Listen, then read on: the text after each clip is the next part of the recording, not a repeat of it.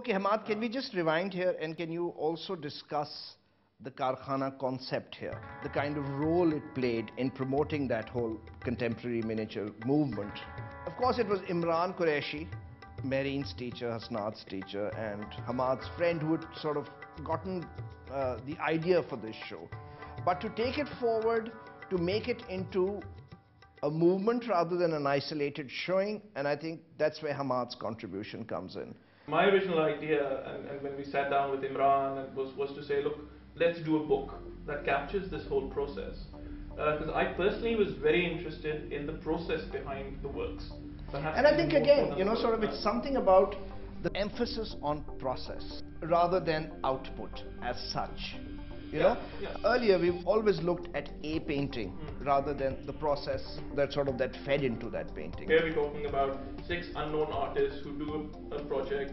You know, who's going to go out and buy the book? So what then occurred to me is the only way we're going to publish a book, so create a record, which I thought it deserved, and I think it deserved, was to actually expand the show.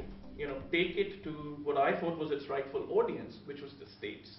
So the idea that occurred to you was that with this important body of work, if you apply some marketing smarts, you can really take this forward to a larger audience and really make this work as important as it should be. The events in the world sort of focused onto Pakistan, so automatically the art became important. The major advent being 9/11, I mean that's where... Karkhana came very much out of 9/11, because 9/11 was very much the catalyst that led this exchange happen. It was a very politically engaged project. There was a historic show at the Whitney Museum in New York.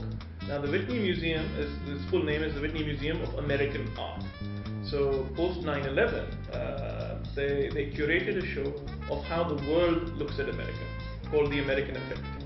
And they picked about 38 artists from all over the world, and they picked 2 from Pakistan, Imran Qureshi and Saira Waseem.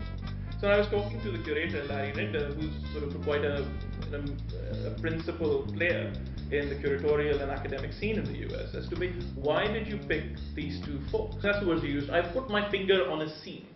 And I think he was totally right. Tell me one thing, why is it that the Western audience or the Western artistic community, the curators, the writers, what is it that interested them about the miniature? I mean, why is it that they sort of responded to it as well as they did? I think because it's also indigenous. Matlab, it comes from here, so you make that association. And then also what was the content was very political, it was very charged. So it was not just a pretty painting, it always had some dialogue and But you can't, Mehreen, can you say that, you know, sort of the work of, say, earlier people has not been sort of politically astute, or, you know, hasn't commented on the political scene? Is the cachet that is attached to this whole movement part of its tradition or its subversion of that tradition? No, but if miniature is our indigenous art form, you know, we shouldn't say, oh, no, we're going to occidentalize it so that we're on the same wavelength. But you know, there has been a bit of occidentalization, as you put it. The accusation that's been hurled at the miniaturists by a lot of people out in Pakistan is that, you know, they're really serving up their art for a Western audience. They're really giving them what they're looking for. You know, the kind of, call it an exotica, call it, you know, sort of part exotica, part tradition. You know, part politically charged, part politically relevant to their context, you know, with this whole globalization sort of post 9/11 era, you know. Shazia was already on the scene before 9/11, so let's not overemphasize.